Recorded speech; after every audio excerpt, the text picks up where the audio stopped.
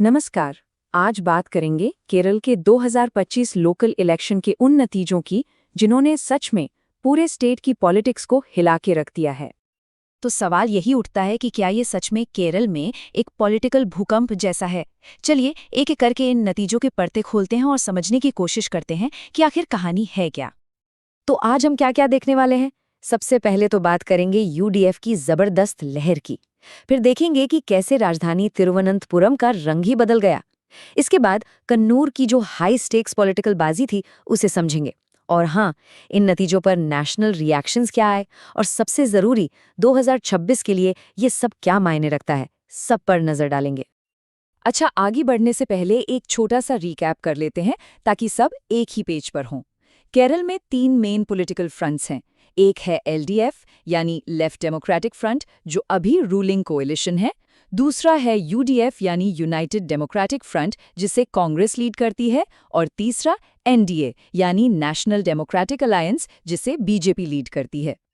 तो चलिए शुरू करते हैं हमारे पहले पॉइंट से, यूडीएफ की ये जबरदस्त लहर।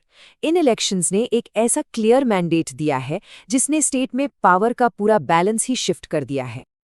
देखिए, इन नतीजों की जो सबसे बड़ी हेडलाइन है वो यही है कि यूडीएफ यानी यूनाइटेड डेमोक्रेटिक फ्रंट ने एक ऐतिहासिक जीत हासिल की है। म्युनिसिपैलिटीज हों या कॉर्पोरेशंस, हर जगह उन्हें क्लियर मेजॉरिटी मिली है। और ये सिर्फ बातें नहीं हैं, आंकड़े देखिए, वो खुद कहानी बता रहे हैं। यूडीएफ को मिली हैं 505 ग्राम पंचायतें, 54 म्युनिसिपैलिटीज और 6 में से 4 कॉर्पोरेशंस। आप सोचिए, एलडीएफ और एनडीए के मुकाबले ये कितनी बड़ी, कितनी जबरदस्त लीड है। ये साफ साफ यूडीएफ की लहर को दिखाता है। और पता है, ये कहानी सिर्फ ग्रामीण इलाकों की नहीं है, शहरों में भी बिल्कुल यही तस्वीर देखने को मिली। स्टेट की 6 बड़ी कॉर्पोरेशंस में से 4 पर यूडीएफ का कब्जा हो गया। एलडीएफ और एनडीए को तो सिर्फ एक से ही काम चलाना पड़ा।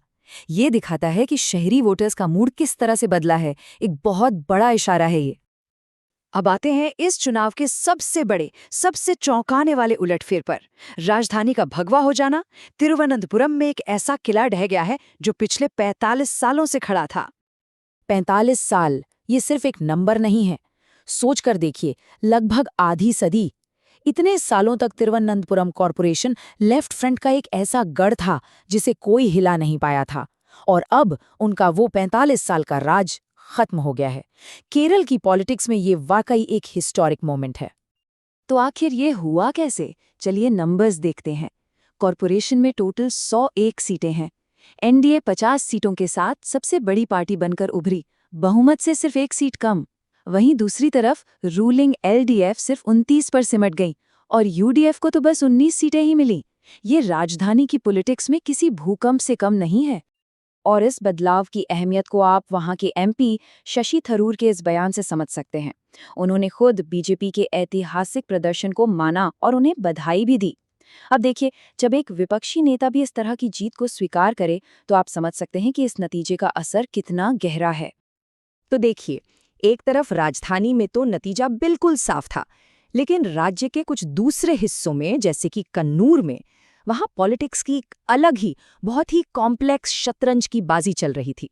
चलिए जरा इस खेल को थोड़ा और करीब से देखते हैं। इस पूरी बाजी को समझने के लिए ना, कन्नूर के अरक्कल वार्ड के ये नंबर देखिए। 2020 में एलडीएफ की एक सहयोगी पार्टी आईएनएल को यहां 921 वोट मिले थे और इस बार सिर्फ 364। मतलब वोटों में सीधे सीधे 60% की गिरावट। ये कोई छोटी मोटी बात नहीं है, ये एक बहुत ही सोची समझी वोट शिफ्टिंग स्ट्रैटेजी की तरफ इशारा कर रहा है। तो फिर हुआ क्या? कांग्रेस के एक सीनियर लीडर हैं टीओ मोहनन, उन्होंने जो आरोप लगाया है वो बहुत गंभीर है। उनके मुताबिक सीपीएम ने डबल गेम खेला।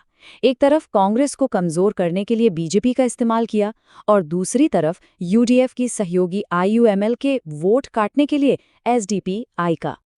तो ये जो डबल गेम वाली स्ट्रैटेजी है, ये आखिर थी क्या? इसको 2 हिस्सों में समझिए।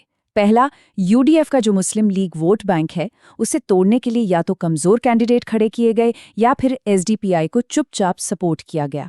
और दूसरा, जहां जहां कांग्रेस के मजबूत कैंडिडेट थे, वहां उन्हें हराने के लिए सीपीएम के वोट बीजेपी की तरफ शिफ्ट होने दिए गए।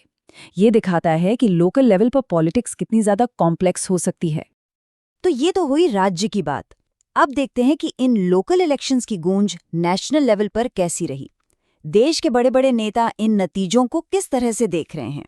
प्रधानमंत्री नरेंद्र मोदी ने तिरुवनंतपुरम में एनडीए की जीत को एक बड़ा टर्निंग पॉइंट बताया। उनका कहना था कि केरल अब यूडीएफ और एलडीएफ दोनों से तंग आ चुका है और लोग एनडीए को एक ऐसे ऑप्शन के तौर पर देख रहे हैं जो डेवलपमेंट ला सकता है। वहीं दूसरी तरफ कांग्रेस नेता राहुल गांधी ने इसे यूडीएफ के लिए एक निर्णायक और दिल को छूने वाला मैंडेट कहा। उनके लिए ये यूडीएफ में लोगों के बढ़ते भरोसे का संकेत था और उन्होंने केरल की जनता का शुक्रिया अदा किया। और बात करें रूलिंग एलडीएफ की तो उन्होंने अपनी हार को स्वीकार किया है। सीपीएम के स्टेट सेक्रेटरी एमवी गोविंदन ने इसे एक अनपेक्षित झटका माना। उन्होंने कहा कि इसकी पूरी डिटेल में समीक्षा की जाएगी और जहां भी जरूरत होगी सुधार किए जाएंगे। तो अब आते हैं सबसे अहम सवाल पर। ये जो लोकल इलेक्शन के नतीजे आए हैं, ये आने वाले बड़े चुनाव यानी 2026 के असेंबली इलेक्शंस के लिए क्या इशारा कर रहे हैं? ये उसके लिए स्टेज कैसे सेट कर रहे हैं? तो इस पूरे एनालिसिस से बड़े टेकअवेज क्या हैं?